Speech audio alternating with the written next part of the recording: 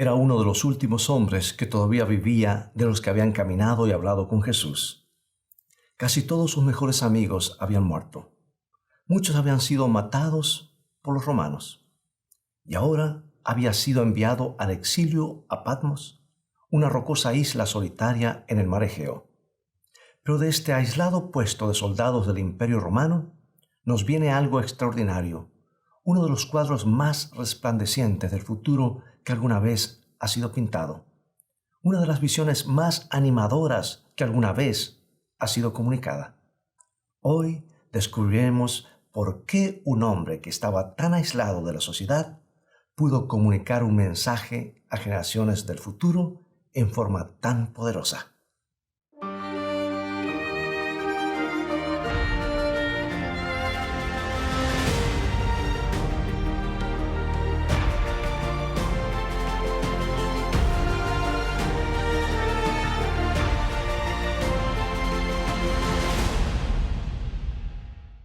La isla de Patmos es una roca que sobresale del mar Egeo a unos 72 kilómetros al suroeste de la ciudad de Éfeso. En el primer siglo era un lugar romano sujeto al extenso dominio del César, y era un lugar pagano. En esa isla se había levantado el templo a la diosa Artemisa. Ella era su divinidad patrona. Y el apóstol Juan era uno de los principales testigos presenciales de la vida, muerte y resurrección de Cristo. Había sido uno de los fundadores de la iglesia cristiana. Pero ahora esa iglesia enfrentaba grandes peligros. Se había extendido en forma tan dramática que las autoridades romanas estaban prestando atención. Notaban especialmente que los cristianos se negaban a participar en el culto de adoración al emperador. Estos creyentes daban su lealtad absoluta solamente a un rabino galileo llamado Jesús. Y para muchos romanos, esto parecía una traición, y llegaron a considerar el cristianismo como una secta peligrosa. Hubo más de un emperador de Roma que intentó acabar con los cristianos. Y en este periodo, los cristianos eran quemados vivos en las calles, eran echados a los leones en el Coliseo y matados a espada en todas partes del Imperio Romano. Este era el mundo en el cual se encontraba el apóstol Juan. Años antes, en las orillas del mar de Galilea, siendo muy joven, había mirado a Jesucristo cara a cara y nunca le dio la espalda. La invitación "sígueme" se había convertido en la pasión de su vida. Pero ahora los ojos de este hombre estaban nublados por la edad. Sus hombros se encorvaban un poco, sus pies vacilaban, sus manos no eran tan fuertes y firmes como habían sido antes. Y en esos últimos años, Juan había experimentado mucha privación y mucho sufrimiento. Varios de los que junto con él se distinguieron como líderes de la iglesia primitiva habían sufrido martirio. Juan había sido uno de los más jóvenes entre los primeros discípulos de Cristo y ahora era un hombre anciano. La mayoría de sus compañeros habían sido ejecutados. Casi no quedaba ninguno que había visto lo que él había visto. Y ahora aún su propio testimonio estaba siendo suprimido. Los romanos habían decidido silenciar esta última voz solitaria. Lo podrían haber ejecutado a Juan o haberlo esclavizado, pero un gobernador romano decidió que el destierro era suficiente para este anciano. Ya no parecía ser una amenaza, pero el hecho extraordinario es este. Aún desde su exilio, de esa isla de Patmos, el apóstol Juan logró inspirarnos con el libro de Apocalipsis. Este documento singular ha provisto gran esperanza respecto al futuro a lo largo de las edades.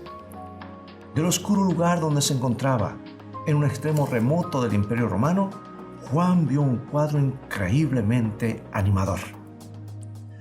Juan estaba encarcelado bajo el control de la Guardia Romana y estaba escribiendo en un tiempo de mucha persecución. Esa es una de las razones por que él usa tantos símbolos en el libro. Él no podía criticar en forma directa el poder opresivo de Roma. Tenía que hablar acerca de la corrompida Babilonia. Tenía que hablar de un dragón rojo y de una bestia sanguinaria. Su lenguaje era un lenguaje simbólico. Y sin embargo, A través del Espíritu, Juan vio mucho más allá del inmenso imperio de la Roma pagana. Juan vio algo glorioso que se acercaba. Dice en Apocalipsis 1:13, y en medio de los 7 candeleros a uno semejante al Hijo del Hombre, vestido de una ropa que llegaba hasta los pies y ceñido por el pecho con un cinto de oro. ¿Qué es lo que Juan vio? Este es un cuadro de un Jesucristo glorificado. Es una figura deslumbrante. Sus ojos son como llamas de fuego. Su voz es como el estruendo de muchas aguas. Tiene 7 estrellas en su mano derecha. Juan describió a un Cristo poderoso, a un Cristo más poderoso que cualquier emperador romano. Y este cuadro se hizo aún más animador. Miremos hacia el final del libro en Apocalipsis 19:11, por favor. Dice: entonces vi el cielo abierto, y aquí un caballo blanco, y el que lo montaba se llamaba Fiel y Verdadero, y con justicia juzga y pelea. Aquí Juan vio a un Cristo militante, a un Cristo cabalgando para rescatar. En su cabeza hay muchas coronas y está dirigiendo los ejércitos celestiales hacia la tierra. ¿Cuál es el mensaje de Juan? Jesucristo va a triunfar al final. Toda la historia humana llegará a un punto culminante cuando Él regrese a la tierra. Eso es lo que podemos esperar. Él está viniendo para traer justicia y rectitud. Él está viniendo para llevar a su pueblo al hogar. Él está viniendo para eliminar el pecado y el sufrimiento de una vez por todas. Él está viniendo para traer la nueva Jerusalén a la tierra. Él está viniendo para hacer nuevas todas las cosas, para crear un cielo nuevo y una tierra nueva. El cuadro del futuro que Juan describe en el libro de Apocalipsis sencillamente sigue poniéndose más y más resplandeciente, poniéndose mejor y mejor. Se hace más animador hasta que vemos a los creyentes en una ciudad deslumbrante de oro, regocijándose en la presencia de Dios. Dios brilla en forma tan resplandeciente que ellos no tienen necesidad de sol. Eso es lo que Juan vio cuando estaba en exilio. Eso es lo que Juan vio en la isla de Patmos. Y eso es lo que Juan vio estando bajo la tutela de sus guardias romanos. ¿Sabes lo que es más extraordinario en todo este documento llamado Apocalipsis? En la última voz del testimonio de la Biblia, esta es la última voz, lo más extraordinario es esto: la falta total de temor. Sí, la falta total de temor.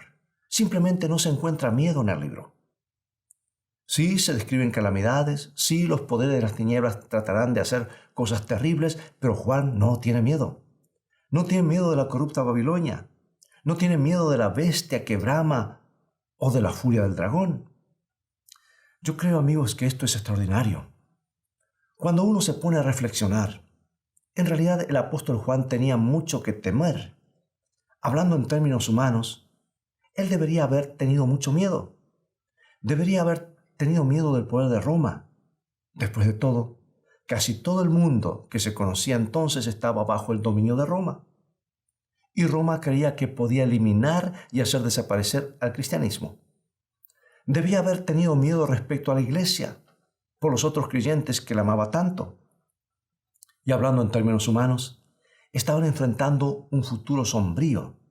Sus líderes estaban siendo encarcelados y ejecutados.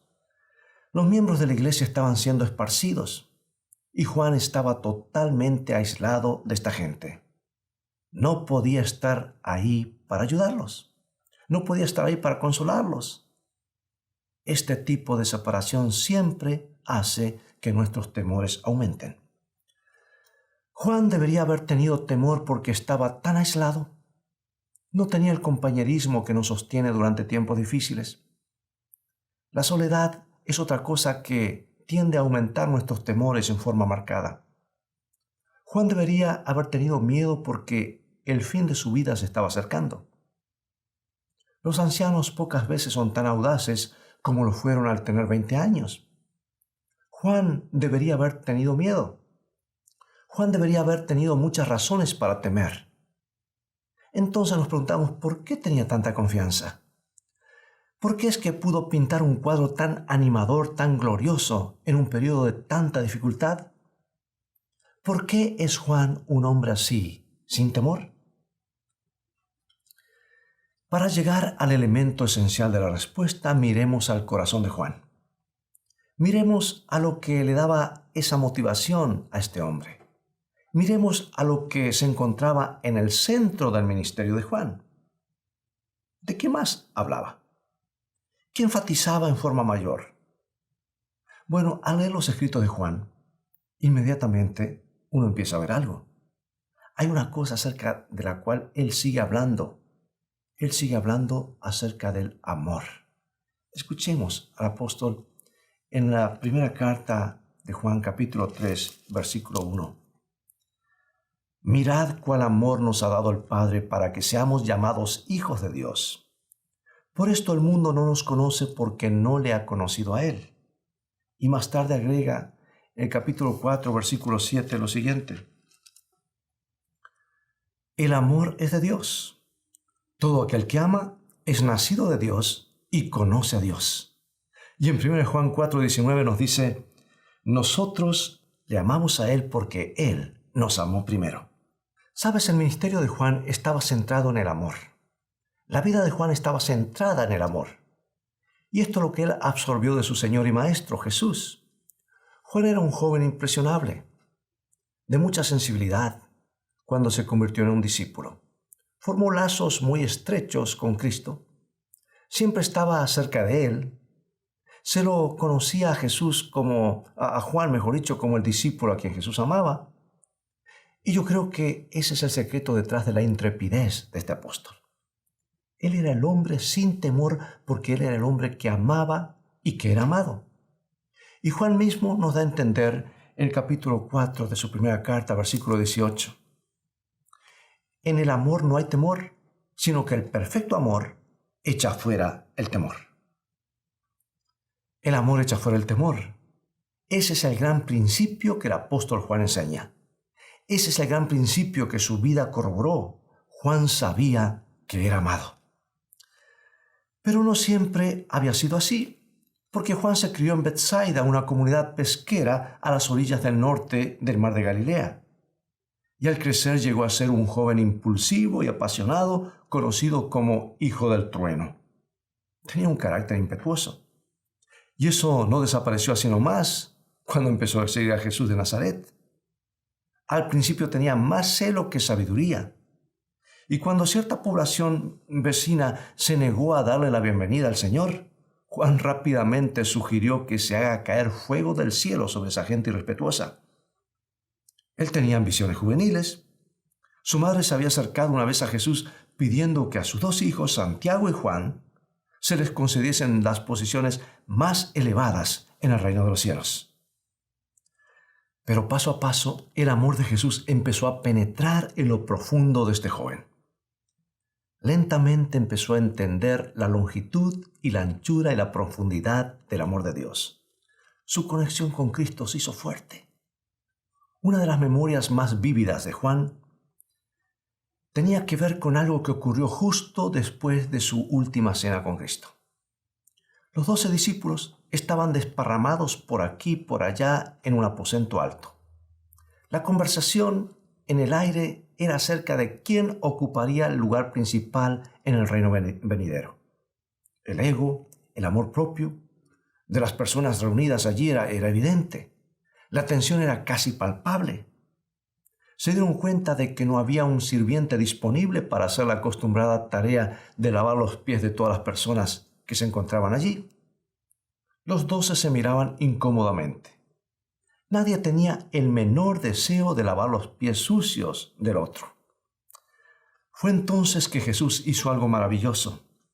Hizo una declaración elocuente sin decir una sola palabra. Una declaración que conmovió muy profundamente a Juan. Veamos el Evangelio de Juan, capítulo 13, versículo 3. Nos dice, 3 y 4. Sabiendo Jesús que el Padre le había dado todas las cosas en las manos y que había salido de Dios y a Dios iba, se levantó de la cena y se quitó su manto y tomando una toalla, se la ciñó. Mientras los discípulos miraban fijamente, mortificados, Jesús echó agua en un recipiente y empezó a lavar los pies de sus discípulos. Se arrodilló delante de ellos uno por uno y cumplió con la tarea. Aquel que había venido de Dios hizo esta servil y humilde tarea de un sirviente. Aquel que estaba yendo a Dios cumplió con la indeseable tarea. Y Juan vio eso y lo tocó muy profundamente. Siempre se acordaría de esa escena en la que su gran maestro se arrodilló ante sus pendencieros y orgullosos discípulos. Juan conoció la altura y la profundidad y la anchura del amor de Cristo. Absorbió este amor profundamente, suavizó su genio acalorado, moderó su ambición, venció sus inseguridades, y estando tan lleno de este gran amor, sencillamente no había lugar para el miedo en su corazón. El temor había sido echado fuera. Juan no temía el poder de Roma. El amor de Cristo era mucho más fuerte, mucho más ancho. Juan no tenía temor al pensar en la iglesia perseguida. Creía que el amor de Cristo haría lo que la iglesia necesitase para continuar. Juan no temía el aislamiento. El amor de Cristo era el pronto auxilio en las tribulaciones. Y Juan no temía la muerte. Podía ver el amor que brillaba resplandecientemente ante él más allá de la tumba. El amor resultaría ser más poderoso aún que la misma muerte. Y esta es la razón por la que Juan podía pintar cuadros tan maravillosos acerca del futuro en el libro de Apocalipsis. Esta es la razón por la cual él podía ver tan claramente ese puro y cristalino río de vida que fluye por la ciudad santa, la Nueva Jerusalén. Esta es la razón por la cual él podía ver tan claramente al árbol de la vida, con hojas para la sanidad de las naciones.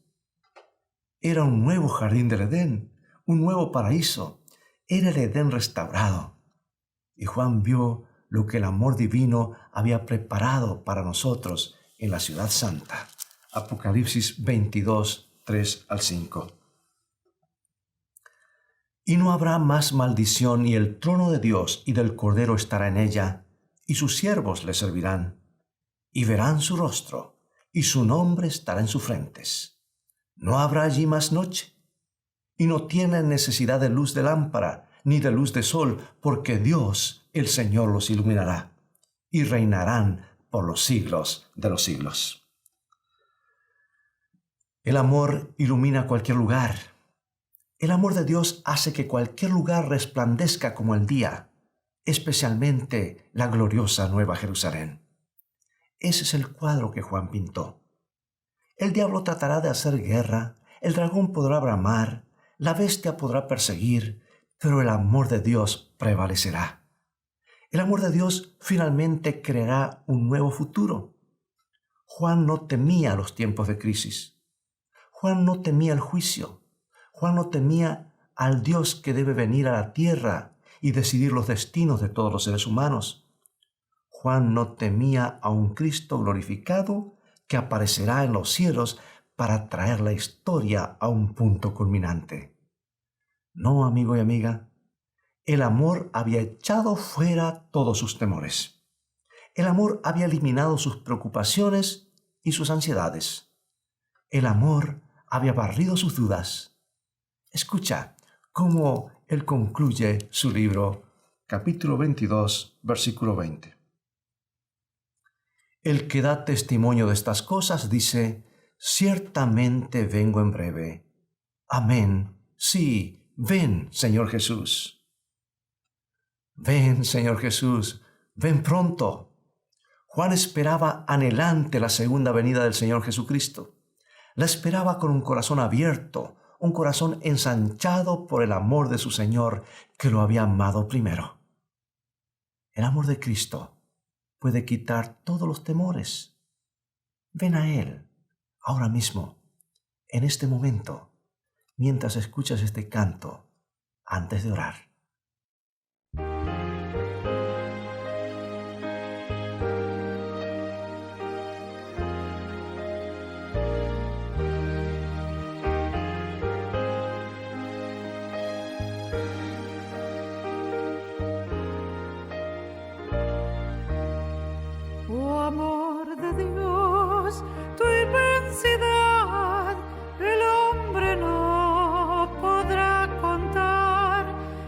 comprender la gran verdad que Dios al hombre pudo amar.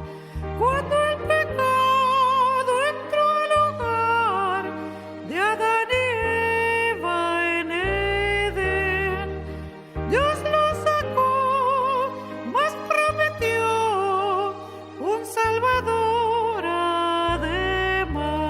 además. Si fuera tinta todo el mar y todo el cielo un gran papel, y todo hombre un escritor, y cada hoja un pincel, para escribir de tu existir, no bastarían jamás. Él me salvó y me limpió y me del cielo además.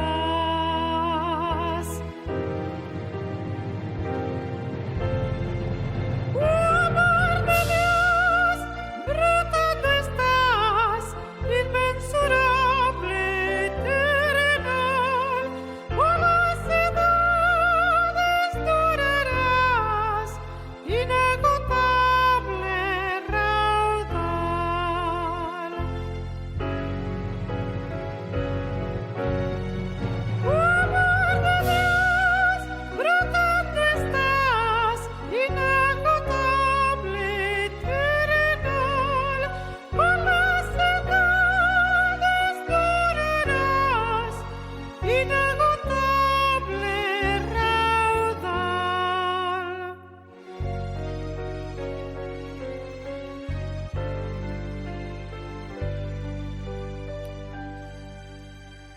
Señor mi Dios, al contemplar los cielos, el firmamento y las estrellas mil, al oír tu voz en los potentes truenos y ver brillar el sol en su esplendor, mi corazón entona la canción. Cuán grande eres, oh Jehová. Mi corazón entona la canción. Cuán grande es Él, cuán grande es Él.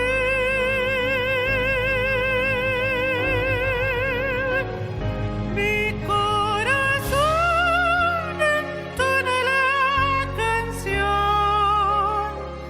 Cuán grande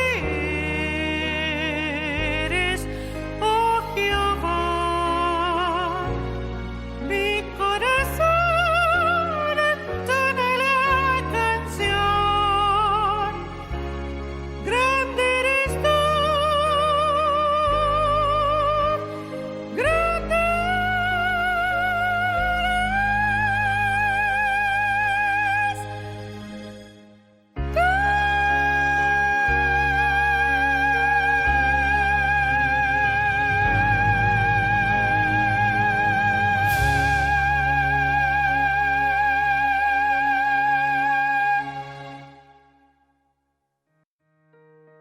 Gracias por ese hermoso canto, amor de Dios, cuán grande, cuán inmensurable.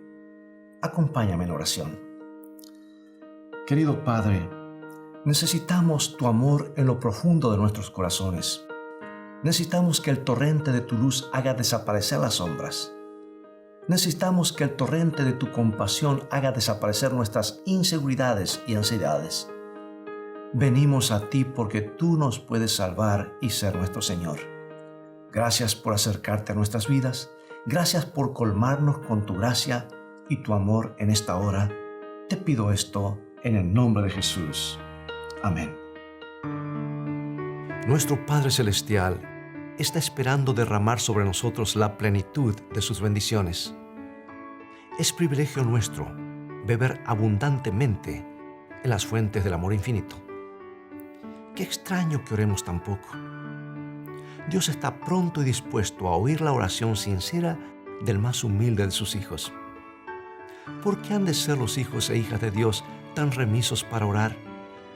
Cuando la oración es la llave en la mano de la fe para abrir el almacén del cielo, en donde están atesorados los recursos infinitos de la omnipotencia.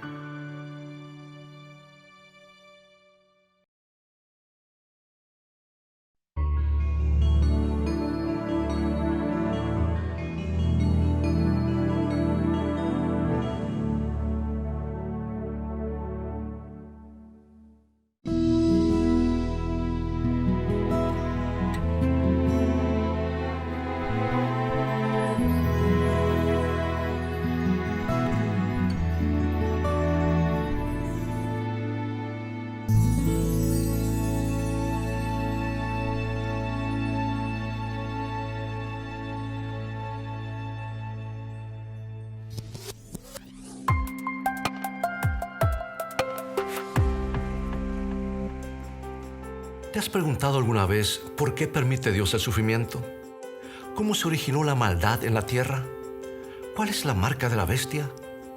¿Cómo puedo identificar a un profeta verdadero? Hoy quiero presentarte las nuevas guías de estudios bíblicos Escrito está. Este conjunto de 25 lecciones contesta cada una de estas interrogantes con la Biblia, en un formato simple de preguntas y respuestas, y contiene amplias ilustraciones gráficas, historias introductorias y tablas de ayuda adicional. Estos estudios se pueden adquirir en conjunto o en forma individual y son una excelente herramienta para entender la Biblia a profundidad. Para más información, visita ahora mismo la tienda de escritoestá.org o llama al 423-362-5834. Descubre a través del estudio de la Biblia el maravilloso plan de Dios para tu vida.